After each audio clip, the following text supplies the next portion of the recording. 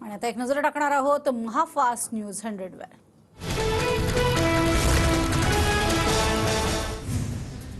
प्रचंड मोठ्या जनसमुदायासह जरांगे पाटील मुंबईच्या दिशेने रवाना। जरांगेंच्या पायी मोर्चाला सुरुवात। 26 जानेवारीला मोर्चा मुंबईत धडकणार।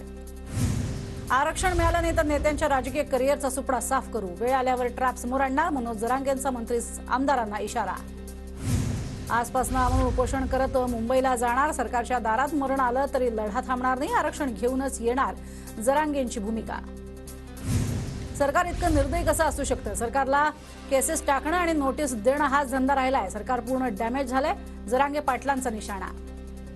आम्हाला मुंबईत गेल्याशिवाय पर्याय नाही। मराठ्यांचा मुंबईत कोटींचा आकडा दिसेल। ही शेवटची लढाई, आता घरात राहू नका, जरांगेंचं मराठ्यांना आवाहन। सरकारसोबत काही बोलणं झालं नाही, आता बोलण्याची काही आवश्यकताही नाही। किती वेळा चर्चा करायची? जरांगे पाटलांना बोलताना आश्वानावर। मी असेल नसेल तरी मराठ्यांची एकजूट तुटू द्यायची नाही। उपोषणामुळे शरीर साथ देत नाही, पण लढाई टोकाची आहे। जरांगे पाटलांची मराठ्यांना भावनिक साथ। मराठा समाजातल्या बलिदान डोळ्यासमोर आल्यामुळे डोळ्यात पाणी आलं। बलिदानामुळे मी व्यथित, जरांगे पाटलांना बोलताना आश्वानावर। जरांगेंना आश्वासन देणारे 2 मंत्री पुढे का येत नाहीत? आश्वासनांची पूर्तता न झाल्यानं ते 2 मंत्री तोंड दाखवत नाहीत। मनोज जरांगेंच्या भेटीला गेलेल्या शिष्टमंडळावर शरद पवारांचा निशाणा। मुख्यमंत्री जरांगेंकडे राजकीय प्याद म्हणून बघतात। मुख्यमंत्री, गृहमंत्री सामाजिक परिस्थिती बिघडवण्याचा प्रयत्न करतात। संजय राऊतांचा सरकारवरती आरोप। मनोज जरांगेंनी ट्रॅप रचणाऱ्यांचं नाव सांगावं। मंत्री हसन मुश्रीफांचं जरांगेंना प्रत्युत्तर। तर आरक्षणाबाबत सरकारच कटिबद्ध, मुश्रीफांचं वक्तव्य।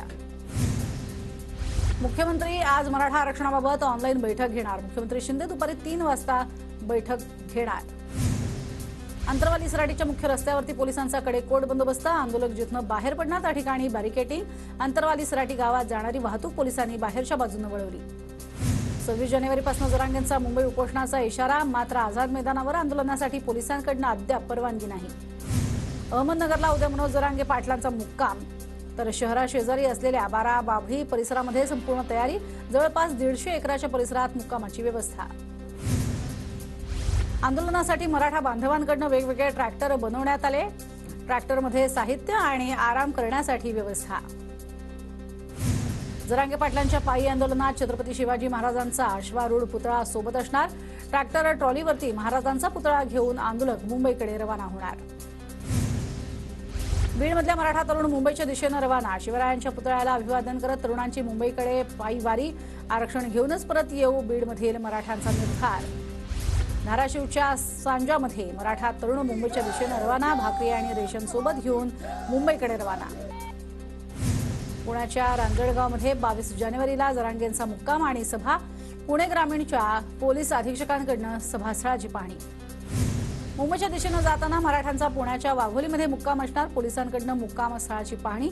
20 एकराच्या 3 मैदानावरती मराठे मुक्काम करणार। मुख्यमंत्री स्वतःला शिवसैनिक समजतात, तर त्यांना अक्कल नाही का? त्यांच्या खांद्यावरती बंदूक ठेवून सगळं केलं जातंय, ते तुकड्यावर जगतायत। तपास यंत्रणांच्या कारवाईवर संजय राऊतांचा निशाणा। हेमंत सोरेन, अरविंद केजरीवाल यांना इंडिया आघाडीतनं बाहेर पडण्यासाठी दबाव टाकला जातोय। संजय राऊत यांचा तपास यंत्रणांवर आरोप। तपास यंत्रणांच्या निशाणावर महाविकास आघाडीतलेच नेते। रोहित पवार, किशोरी पेडणेकर ईडीचं समन्स, तर राजन साळवींना एसीबीची नोटीस। खिचडी घोटाळा प्रकरणात सूरज चव्हाणांना ईडी कोठडी।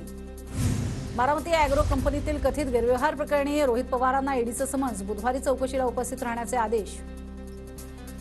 गुन्हा दाखल केला आहे, मला केव्हाही अटक करू शकतात। वरिष्ठांच्या आदेशानंतर पुढील कारवाई होईल, एसीबीनं सांगितलं। राजन साळवींची माहिती। ईडी सरकारचा हत्यार, सत्तेचा पुरेपूर गैरवापर केला जातोय। शरद पवारांचा सरकारवर हल्लाबोल, तर आम्ही कोर्टात जाऊन लढणार, पवारांची प्रतिक्रिया। मोदी बेरोजगारी महागाईविषयी बोलले असते तर बरं झालं असतं। मूळ प्रश्नाकडनं दूर नेण्याचं काम मोदींनी केलं। शरद पवारांची मोदींवर टीका। प्रकाश आंबेडकरांशी माझं बोलणं झालंय। प्रकाश आंबेडकरांना इंडिया आघाडीत घेण्याचा विचार पक्का। वंचितला इंडिया आघाडीमध्ये घेण्यात शरद पवार यांनी दिली प्रतिक्रिया। चंद्रकांत पाटलांच्या मतदारसंघात अजित पवारांचा दौरा। विविध कार्यक्रमांनिमित्त अजित पवार कोथरूडच्या दौऱ्यावर। चंद्रकांत पाटलांच्या मतदारसंघात अजित पवारांचा दौरा। दौऱ्यादरम्यान अजित पवार कोथरूडमधल्या डहाणूकर कॉलनीतल्या राम मंदिरात गेले दर्शनाला।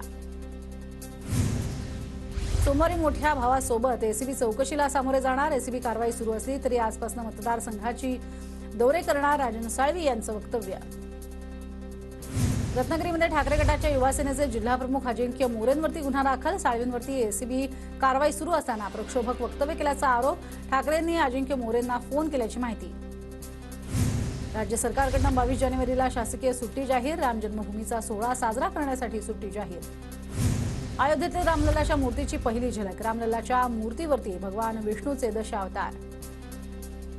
राम मंदिराच्या लोकार्पण सोहळ्याला अवघे 2 दिवस बाकी. अयोध्या नगरीमध्ये जोरदार तयारी सुरू.